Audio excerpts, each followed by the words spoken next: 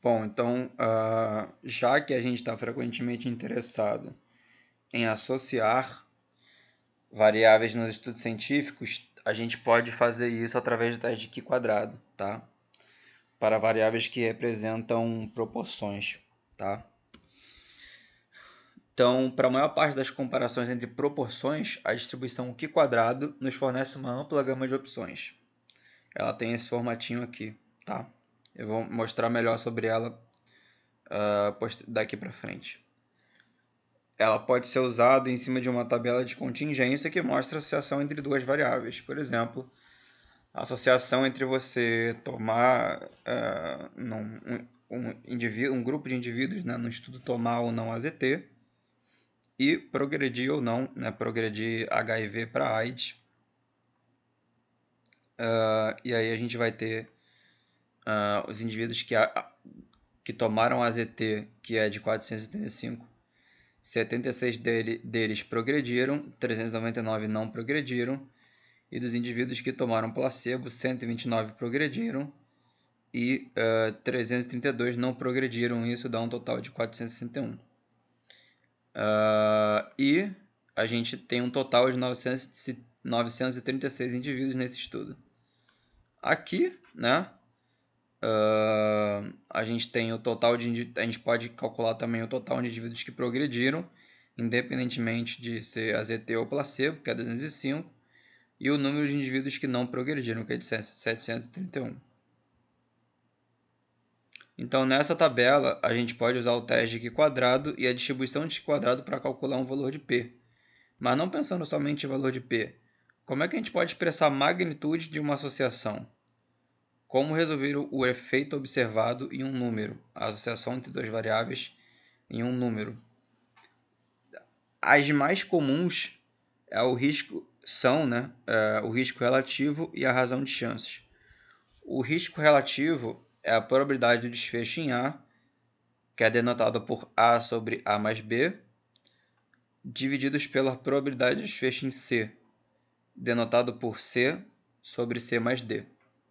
Então seria a probabilidade de estar doente dado que foi exposto em relação ao total, dividido pela probabilidade de estar doente dado que não foi exposto ou que recebeu um placebo ou que não foi tratado, dividido pelo total dos que não receberam que não receberam tratamento, somente placebo ou que não foram expostos, tá? Fazendo um esqueminha melhor, né? A gente pode utilizar o risco relativo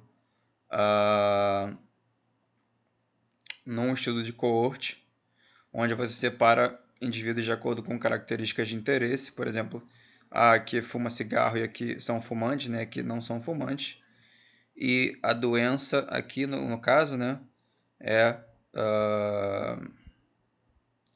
o desfecho, né, seria a doença, que é o desenvolvimento de câncer de pulmão.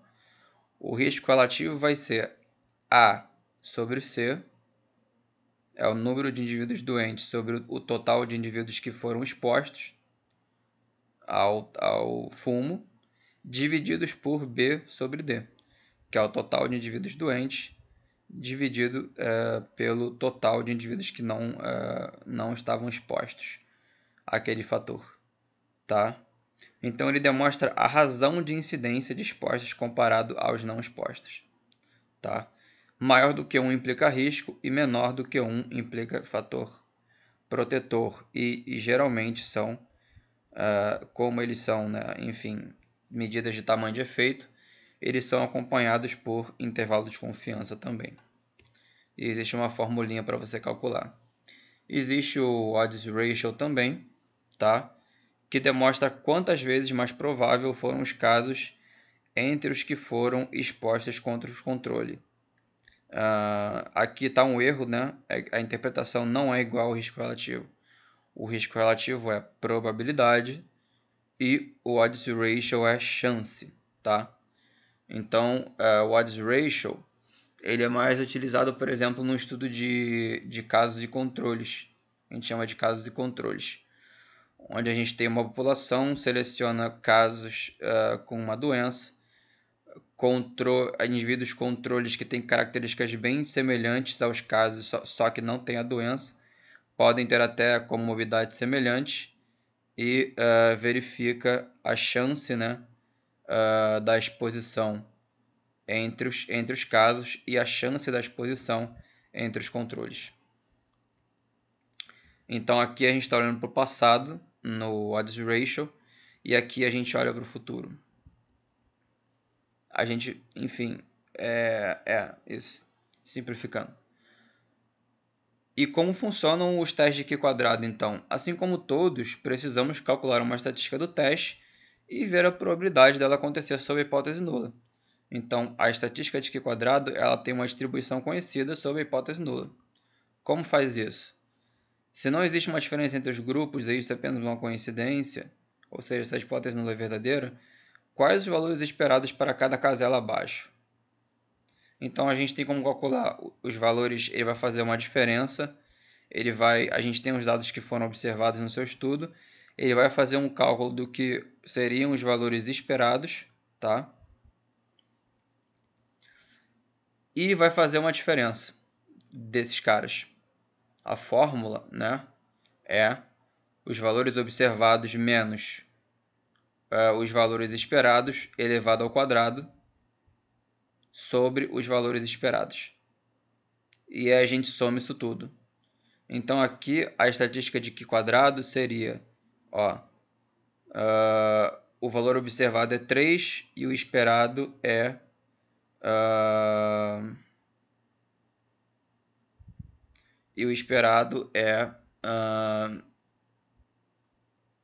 menos 3, o esperado é 3,2, perdão. Eleve isso ao quadrado e divide pelo esperado.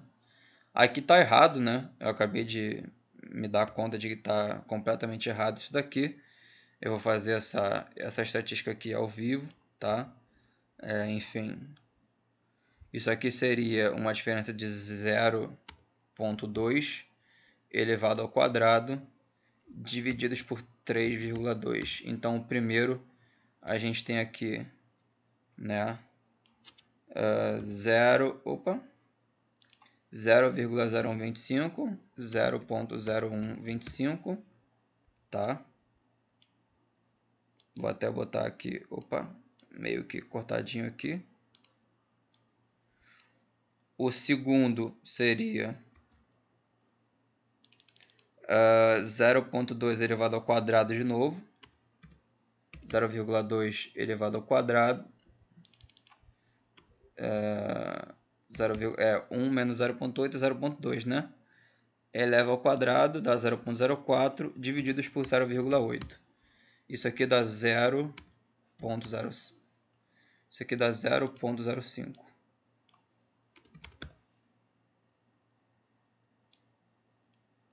Aqui a gente vai ter o mesmo caso daqui, né?